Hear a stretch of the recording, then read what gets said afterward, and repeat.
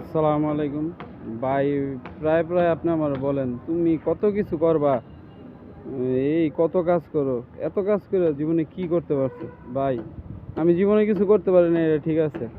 আমি মনে করেন যাই করছি হালাল পথে থেকে করার চেষ্টা করছি, সৎ পথে, যাতে আল্লাহর কাছে গিয়া জবাবদিহিতা করতে পারি। আমি নিজে কামাই করবো, আমার ফ্যামিলি সবাই খাওয়াবো, কিন্তু জবাবদিহিতার ক্ষেত্রে আল্লাহর কাছে আমি একলাই জবাবদিহিতা দিতে হইব, এরকম জিনিস আমি কখনোই করতে চাইনি। দাঁড়ান, আপনাদের একটা জিনিস এখন দেখাই।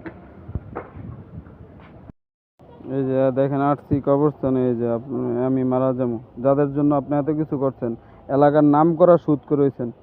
এই যে আপনি মারা যাওয়ার পরে এরকম ভাবে কবরে গাছ জ্বালাইবো, গাছ জ্বালায় কবরে গাছ আবার শুকিয়ে যাবো, অথচ আপনার কবরে পানি দেওয়ার মতো কেউ থাকবো না।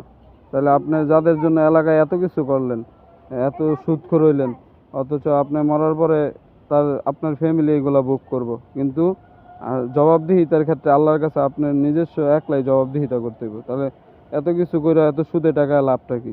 যদি আপনি কবরের আপনার আল্লাহর কাছে জবাব দিয়া সব টাকার হিসাব আপনারই দিতে হবে। এখন আমি আপনাদের একটা গল্প বলি। এই 2-3 সপ্তাহ আগে শুক্রবার দিন আমাদের এই কবরস্থানেই দুই ভাই আমার সামনে ছিল, নামাজ পইরা বলতেছে, এক ভাই আরেক ভাইরে বলতেছে, ভাই চলেন কবরের বাপের কবরটা জিয়ারত করে। আরেক ভাই বলতেছে, আরে এমনি তো দেরি হয়ে গেছে দাওয়াতে, সামনের শুক্রবারে আইসা আবার ই করবো না, কবর জিয়ারত করবো না। তাহলে যাদের জন্য আপনি এত কিছু রাইখা গেলেন, সুদে টাকা লাগালেন, ঘুষে টাকা লাগালেন, এত কিছু করলেন, অথচ তারা এইভাবে ভোগ করবো, আর আপনার কবরে আপনার নিজেরই খেসারত দিতে হইব।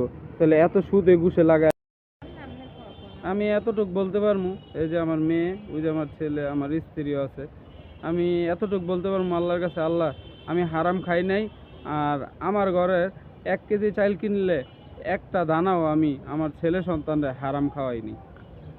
আল্লাহর কাছে জবাবদিহিতা করতে পারবো। আপনি করতে পারবেন তো?